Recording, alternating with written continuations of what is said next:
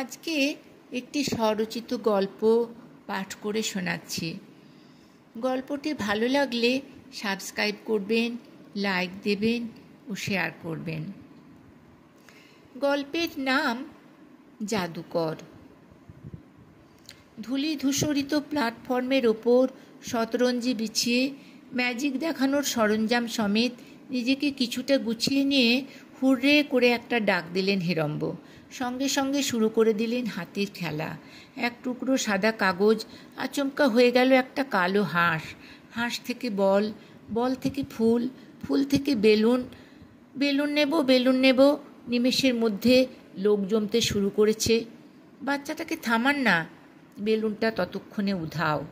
এত ঠেলছেন কেন বলুন তো? হই হট্টগোলকে স্তব্ধ করে দিয়ে খেলা একসময় জমে উঠল বেশ। কারো ঘাড়ে ঘাম পড়ছে, কারো মাথায় লাগছে কনুয়ের গুঁতো। এরই ভিতর স্বাগতা উঁকি দিয়ে দেখার চেষ্টা করলেন কি হচ্ছে এখানে। গলার স্বরটা যেন চেনা চেনা। পায়ের পাতার ওপর ভর দিয়ে গোড়ালি তুলে ভিড়ের ফাঁক দিয়ে দৃষ্টি পড়তেই চমকে উঠলেন স্বাগতা। হিরম্বদার এই হাল হয়েছে? কিছুক্ষণ স্তব্ধ হয়ে দাঁড়িয়ে পড়লেন। ভালো স্টুডেন্ট ছিল, একটা চাকরি জোটাতে পারল না। হেরম্বর ম্যাজিক ততক্ষণে শেষ হয়ে গেছে। ঠুংঠাং পয়সা পড়ছে হেরম্বর পাতা বিবর্ণ শতরঞ্জিতে। হেরম্ব মিত্র পয়সাগুলো গুনে গুনে ভরলেন কৌটোয়। তার চোখ কিন্তু স্বাগতাকে ছুঁয়ে গেছে।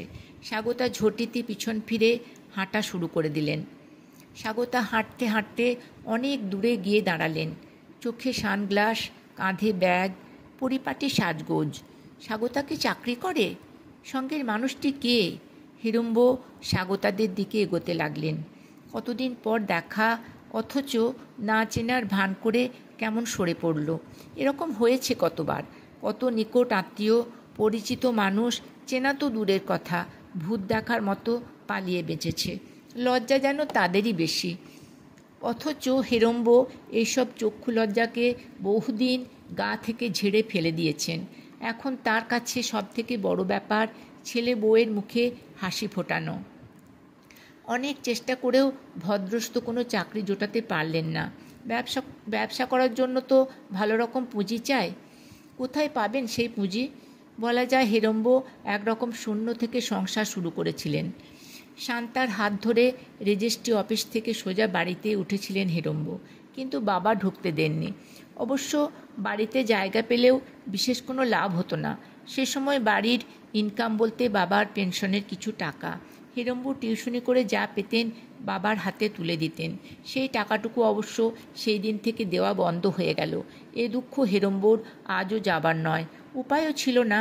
ওই যৎসামান্য উপার্জনকে সম্বল করেই তাদের নতুন সংসার গড়ে উঠল। সেই সংসার আজ গড়িয়ে গড়িয়ে 12 বছরে পা দিয়েছে। ছেলে তাতানের বয়স 7। হেরম্ব শান্তার বিয়ের কিছুদিন পরেই হঠাৎ মা মারা গেলেন। তার 2 বছরের মাথায় বাবা। এক চিলতে উঠোন আর 1.5খানা ঘর ছাড়া কিছুই রেখে যেতে পারেননি। ছেলে মেয়েকে মানুষ করতে, মেয়েকে ভালো ঘরে বিয়ে দিতেই নিঃশেষ হয়ে গিয়েছিলেন তিনি। সামান্য কেরানি চাকরি করে এর বেশি তাঁর পক্ষে আর সম্ভব ছিল না।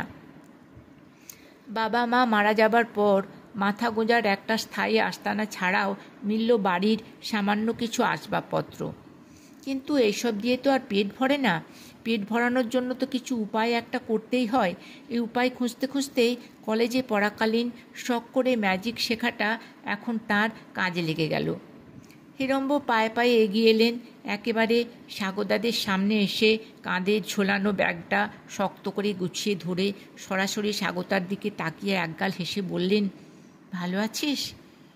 স্বাগতাকে হ্যাঁ বা না বলার অবকাশ না দিয়ে হুড়মুড় করে ট্রেন ঢুকে পড়ল স্টেশনে। সবাই ওঠার জন্য ব্যস্ত। হারিয়ে গেলেন হেরম্ব। হারিয়ে কিন্তু যাননি। ট্রেনে উঠে খুঁজতে লাগলেন হেরম্ব। না, স্বাগতা কোথাও নেই। কে জানে কোন কম্পার্টমেন্টে উঠেছে। থাকবে। এদিক ওদিক একটু বসার জন্য জায়গা খুঁজতে খুঁজতে হঠাৎ সিটের ওপাশ থেকে এক ফালি হলুদ শাড়ির আভাস চোখে পড়তে এগিয়ে গেলেন হেরম্ব।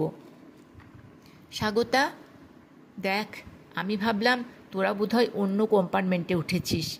ভালোই হলো, এখন সারা রাস্তা তোর সাথে গল্প করতে করতে যাওয়া যাবে। কতদিন পর দেখা। হিড়ম্বকে উচ্ছ্বসিত দেখাচ্ছিল। সঙ্গের ভদ্রলোকটি দাঁড়িয়ে, স্বাগতা বসে। গল্পগুজব তেমন জমবে না করেও যখন সবে জমে উঠতে শুরু করেছে, হঠাৎ হিড়ম্ব জিজ্ঞেস করলেন, সঙ্গের ভদ্রলোকটি কে? নিশ্চয় কেউ একটা হবে। প্ল্যাটফর্মে তাদের পাশাপাশি হাঁটা দাঁড়ানো দেখেই বুঝেছিলেন।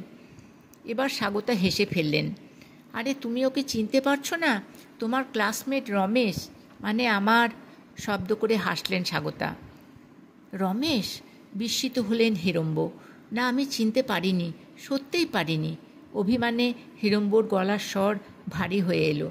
আমি না হয় পারিনি, কিন্তু তুই তো পেরেছিস। স্বাগতার সঙ্গে এতক্ষণ কথা বলার পর তোর নিশ্চয় চিনতে অসুবিধা হয়নি। হাসলেন হিড়ম্ব। সে হাসির মধ্যে অনেক যন্ত্রণা, অপমানের ছাপ। নিজেকে স্বাভাবিক করতে করতে বললেন, যাক, আমার খুব ভালো লাগছে কলেজে সে অ্যাফেয়ার যে শেষ পর্যন্ত বিয়ের চৌকাঠ পেরিয়ে চিরস্থায়ী হয়েছে।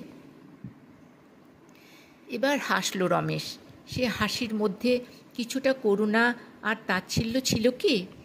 ট্রেন থেকে নেমে রাস্তায় বহু মানুষের ভিড়ের ভিতর একাকী হাঁটতে হাঁটতে হিড়ম্বর এ কথা মনে হচ্ছিল বারবার।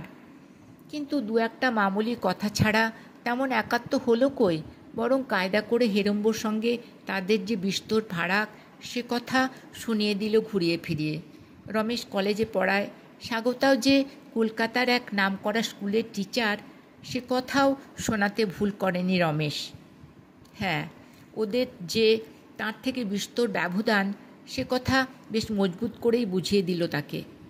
ধুস, এসব কি ভাবছে হিড়ম্ব? তাদের সাফল্যের কথা, তাদের জীবন জীবিকার কথা বলবে না বন্ধুর কাছে? আমার মনটাই জঘন্য হয়ে গেছে। ওদের সাফল্যকে আমি সহ্য করতে পারছি না। নিজে তো কিছু করতে পারলাম না। ধিক্কার দিলেন হিড়ম্ব নিজেকে। কিন্তু এই কিন্তুটাই যত ঘোট পাকিয়ে দিচ্ছে। মাথাটা ঝিমঝিম করছে। সারাদিন প্রচণ্ড পরিশ্রমও তো কিছু কম হয়নি। কেমন একটা বিষণ্ণ বুক চাপা, এক ভাল লাগে না করা মন নিয়ে বাড়ি ফিরলেন হিড়ম্ব।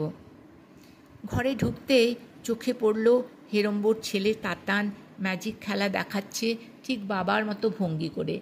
সামনে পাড়ারই কয়েকটি কুচোকাঁচা খুব আমোদ করে সে খেলা উপভোগ করছে।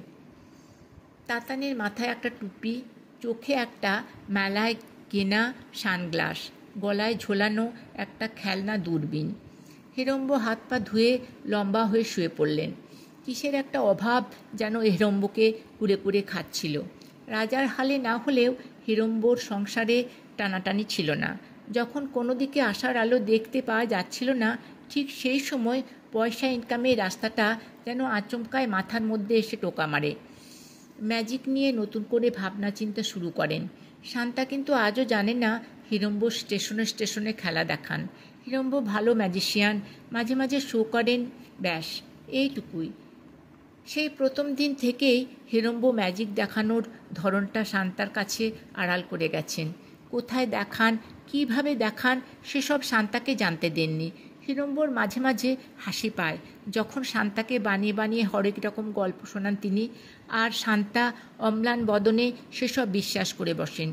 হিড়ম্ব পুনরায় ঘষে মেজে খুব অল্প সময়ে ম্যাজিক জিনিসটা আয়ত্ত করে ফেলেছিলেন। শান্তা অবশ্য এ ব্যাপারটা সবই জানেন। সে কটা মাস, অনেক প্রয়াস, অনেক কষ্ট, সে আর এক কাহিনী। হিড়ম্ব শান্তার সংসার এখন পরিপূর্ণ। নয় করেও হিড়ম্ব সংসারে সুখে থাকার ব্যবহার্য জিনিস অনেক কিছুই করে ফেলেছেন। সকাল থেকে 5টা-10টা স্টেশনে খেলা দেখিয়ে তার ইনকাম যে কোনো চাকুরিজীবীর থেকে কম কিছু নয়। বেশ তো চলছিল নির্বিঘ্নে এতদিন। কিন্তু আজ বিকেলে রমেশ স্বাগতাদের সঙ্গে দেখা হওয়ার পর থেকে হিড়ম্বর হাহুতাশ ভাবটা যাচ্ছে না কিছুতেই। সন্ধে হয়ে আসছে, ওদিকে ছেলের ম্যাজিক দেখানো বেশ জমে গেছে। বন্ধুরা নিশ্চুপ হয়ে খেলা দেখছে। তাতানের মুখে একটা মুখোশ আটা শক্ত করে। এই দেখো রাজা কেমন ভিখারি হয়ে যায়। ঝাঁ করে সে পিছন ফিরল, আবার ঝাঁ করে সামনে ফিরতেই বন্ধুরা অবাক। সত্যি সেই রাজমুকুট পরা রাজার বদলে একটা উস্কো খুস্কো চুল দাড়িওয়ালা খয়াটে চেহারার রুগ্ন মুখের মানুষ, শীর্ণ ভিখারি। তাতান বেশ গাম্ভীর্য নিয়ে বলল, তোমরা এখন দেখতে পাচ্ছ রাজা কেমন ভিখারি হয়ে গেছে? হেরম্ব এক লাফে খাট থেকে নেমে দৌড়ে গিয়ে খপ করে তাতানের চুলের মুঠি চেপে ধরলেন। ঠাস ঠাস চড় এ গালে ও গালে, তাতেও হলো না। এলো পাথারি মারতে লাগলেন তাতানকে। বন্ধুরা আচমকা এই আক্রমণে হতভম্ব, যে যেদিকে পারল পালিয়ে গেল। শান্তাও এই অযথা আক্রমণে হতবিহ্বল। হতচকিত ভাবটা একটু কাটতে শান্তা ছুটে গিয়ে হিড়ম্বর হাতটা চেপে ধরলেন। তুমি কি পাগল হয়ে গেলে?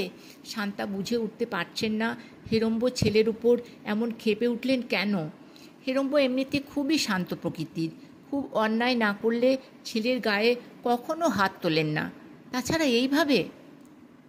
তাতানকে তো শান্তা সবসময়ই বলেন বাবার মতো ম্যাজিশিয়ান হতে হবে। তাতানের ম্যাজিক শেখা বা দেখানো এসবে বেশ উল্লসিত বোধ করেন শান্তা, কিন্তু হিড়ম্বের আজকের ক্ষিপ্ততা দেখে শান্তার বিমূঢ়তা কিছুতে কাটতে চাইছে না। তাতান কাঁদতে কাঁদতে কখন ঘুমিয়ে পড়েছে। হিড়ম্বও নিশ্চুপ হয়ে শুয়ে আছেন খাটে। সন্ধে থেকে কারো মুখে কোনো কথা নেই। হঠাৎ হিড়ম্বর চোখে পড়ল শান্তা তার খেলা দেখানোর সরঞ্জামগুলো একটি একটি করে তাকে তুলে রাখছেন সযত্নে, পরম মমতায়।